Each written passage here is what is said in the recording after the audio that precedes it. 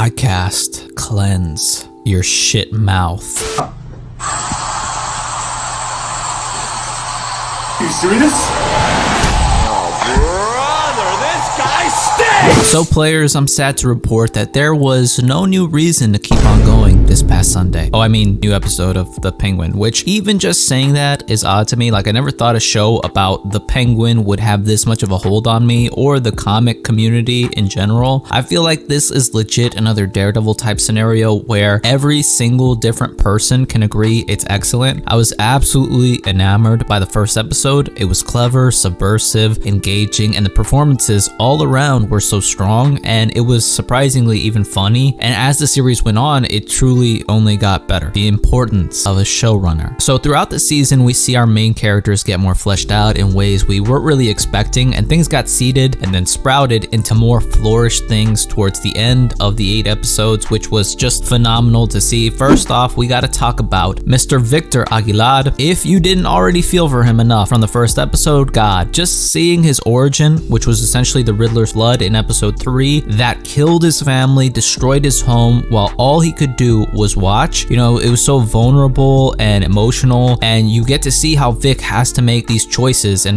between, you know, going to California with his fine shit, Gracelia, or the opportunity to have and be something more. Kind of like in the way that he was telling his dad that he deserved more if he stays with Oz, if he stays in the orbit of crime and evil that Gotham is impregnated with, which is something I found that really does set Matt Reeves' universes apart, is the element of crime and corruption that is so tangible and palpable. I think he was even talking about it in one of those post-episode interviews, which are amazing and we need more of, by the way. He's like grounding this type of surreal evil in reality, where a place like Gotham that is almost otherworldly or fantastically dark not only exists, but you believe it can exist in the actual world. And so many times throughout the season, Victor showed up with unwavering loyalty and courageousness for Oz, only to be met with the most vile of fates. I was trying to jump through the damn screen as soon as Oz put his arm over Vic. I knew what was going to happen then, and when he actually did end up killing Vic, then proceeded to take the money out of his wallet.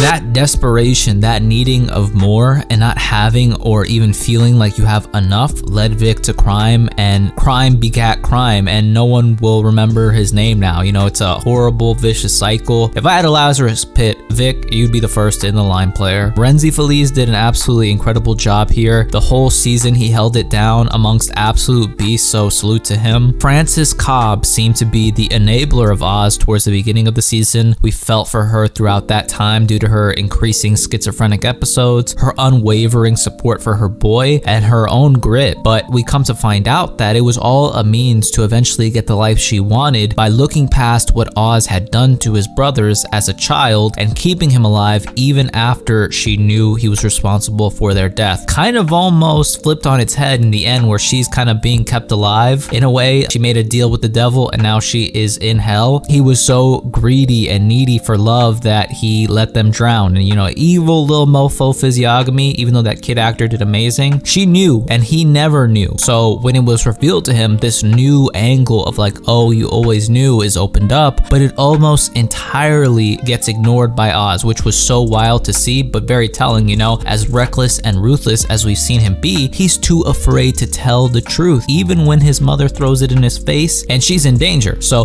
it's all ultimately for him. You know, it's not about I love my mother, I'd do anything for her. It's about what my mother does for me. She is an approval utility for Oz. There is something deeply wrong with this guy, as if we couldn't already tell, but to this extent of like, bro is a real liar and an Oedipus complex ass mofo, which I think they really encapsulated the best parts from Penguin Pain and Prejudice. Highly recommend, which was I think the thing they took most inspiration from with this adaptation of the Penguin, like the love Oswald feels for his mother in that book, and then also his deep insecurities on display. I think they really translated that well, except in the book you actually feel bad for him, and in the show they give him no excuses, which I did find admittedly probably the weakest part of the series. Like the fact that they didn't show him being bullied for his disability, or they never once tried to extrapolate on why the kid was the way he was, why he was pure evil. Just that he was pure evil I thought was a bit lazy, but I believe it was intentionally done and Lauren LaFranc wanted it to be this way so people would remember remember that despite any charisma or charming moments Oz has had, he has still always been and will become the villain, which I think makes the show so much better, is that they don't forget that. Like, they drew us in with those clever moments where we actually cheered for this man, all while showing us little bits of what he always was and what he would eventually become, so that when he makes the full transition to pure evil after killing Victor, we have an actual emotional response to it. It hits that much harder because we kind of knew what it was from the beginning. Obviously not to the extent, but we almost didn't want to believe it. Even though he was a villain, we wanted for there to be some type of redeeming quality, but ultimately the other qualities were way too much, which I think is brilliant of them. We have a visceral, reluctant feeling towards his character, which will only make seeing him in the future that much better, and that's a lot to do with Colin Farrell just being such a supreme actor. Like, he's going to win something after this, no question. Speaking of winning things, and not just my heart, but probably my favorite character, and not just for the obvious reasons, guys, and I mean that this time. Legit, Kristen Milioti is winning something just the same. In the first episode, she had such an insane performance. Like, those eyes just barge into your soul and they stretch out. But when we get to see more of her, especially in episode 4, Santani, we see the actual transition or the origin of Sofia Falcone becoming the wraith that she is today, Sofia Gigante. We see Sofia as just a regular person who is trying to do her best to protect women after a very traumatic childhood experience of seeing her mother hung, being told she had done that to herself due to depression, but never quite buying that story, and that question gnawing at her soul of whether or not her father actually had a hand in it, literally. So when that feeling is brought to the surface again, she's forced to reconcile her work to help protect women and then protecting her father and family by proxy, who she does in fact love. But the fact that she's even inquiring about this sets her father off on her, which in turn has her whole family turn on her, and she gets framed for hurting the reporter she met up with. She was of as noble intention as you can be for a Falcone, and then she got a little curious one day and ended up being framed as the hangman and getting sent to Arkham for 10 years, trying your best to help, and then still ending up being made to be the villain. She's just like me, but she was mentally and physically tortured to no end. So you can see the transition from a regular person to this cold, calculating figure and this shell of her former self. Like, it feels feasible, like this could happen. This makes sense that she would come out that way, and you understand why she has the presence she does, how good she is at picking up on things and reading people, and anything she does, you're kind of in a way on her side. Like, she exists for revenge on her father and family and all the people that stood by while she was being tortured in Arkham and her name was being slandered. Everything is so thoroughly seeded and watered and earned, and it's the case that she is our villain's antagonist.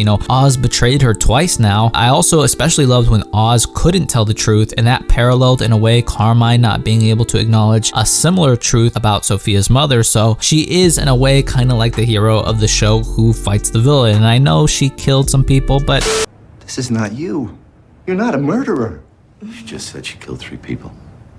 I know, but I'm saying deep down. Trust me, that's not her. But just how callous her father was, and as we've known him to be from the Batman when John Turturro was playing him, like, they really dig and twist the knife in with these characters, but you root for her as well, especially at the end, because she never even wanted to follow her family's footsteps. At least after she got out of Arkham, she burnt everything to the ground, and especially after what we see the Penguin get up to in the final episode, you really wish she had a better shot. Oz did her dirty in the worst way, and I'm hoping so much she is in the Batman Part 2, because this is just going to be such a legendary link up. Insane performance from Kristen Milioti. I can't wait for more. They did just such a great job showing us this villain and honestly these victims of Gotham, the city that seems to be an engine of misery, and we get to see it's churning. This is a must-watch DC show. Everyone involved should be proud of themselves. Special shout out to Lauren LaFranc. She really did amazing work. If they made a season 2 of the Penguin after the Batman 2, I would not be mad at all. In fact, if they can sustain this level of quality, by all means, let's get after it. That's why I gotta give the Penguin a 9.2 out of 10. This is something that you can show to any non-comic book fan and they would be thoroughly engaged. It is a quality show, and I think we're gonna get some serious quality coming up soon with DC, with Creature Commandos on December 5th. I've been hearing some very interesting rumblings about that one, but DC is looking pretty damn good right now. If you guys have seen the season, followed with it, let me know your opinion, whether you liked it or not. not, and any predictions for any of these characters that are still alive in the future, let me know. But that's it. If you liked the video, leave me a thumbs up, comment down below, and if you want, subscribe. I always appreciate it. Thank you guys so much for watching. I hope all of you guys are well, and I'll see you in the next one.